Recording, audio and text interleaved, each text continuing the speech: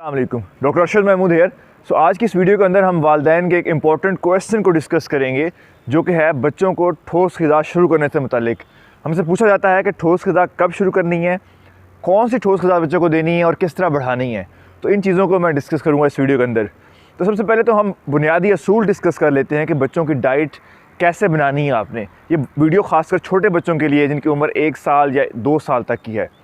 तो पहला तो रहनुमा असूल ये है कि बच्चे को 6 माह तक सिर्फ़ और सिर्फ आपने दूध पिलाना है, जो कि माँ का दूध होना चाहिए, और मजबूरी के अंदर आप डब्बे का दूध दे सकते हैं। और माँ का दूध 2 साल की उम्र तक चलता रहेगा। 6 माह पे आप उसको ठोस ग़िज़ा शुरू कराते हैं। 6 माह से पहले बच्चे को ठोस ग़िज़ा नहीं देनी। 6 माह से 2 साल तक बच्चे को ठोस ग़िज़ा और साथ में दूध, ये 2 चीज़ें चलती रहेंगी। पहली बात ये क्लियर होगी। सेकंड ये है कि बच्चा जो है उसको ठोस ग़िज़ा जब आप देंगे तो शुरू में उसकी मिक़दार कम होती है। शुरू में आप उसको 1 चम्मच देंगे या 2 चम्मच देंगे, मैक्सिमम इतना ही बच्चा लेगा।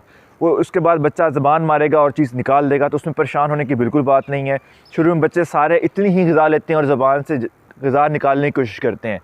जैसे जैसे उनका उम्र बढ़ती है तो इसको आप बढ़ाएँ और इसको 5 से 7 चम्मच एक टाइम पर लेके जानी है आपने।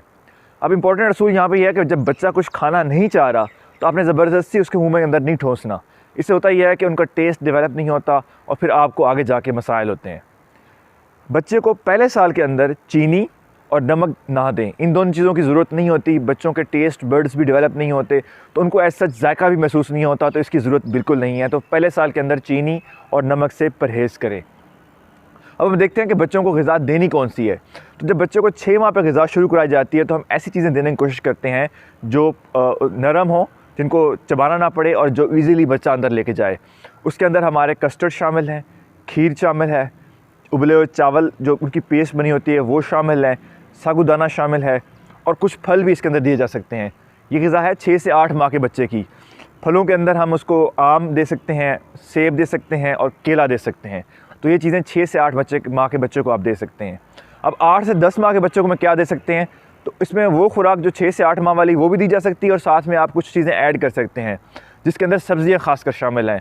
जैसा कि आलू बॉयल करके आप दे सकते हैं, मटर बॉयल करके दे सकते हैं, गाजर बॉयल करके दे सकते हैं, पालक बॉयल करके दे सकते हैं, और इस तरह की और सब्ज़ियाँ आप बॉयल करके उनके थोड़ा सा घी डाल के बच्चों को दे सकते हैं। तो सब्ज़ियाँ 8 से 10 माह पे आप इंट्रोड्यूस करवा दें।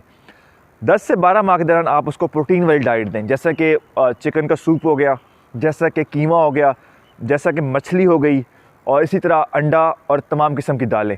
तो ये 8 से 10 माह पे बच्चे को इंट्रोड्यूस करवाएं। 12 माह से बाद में जो बच्चे होते हैं वो फिर उसके अंदर वो हर चीज़ ही खा सकते हैं।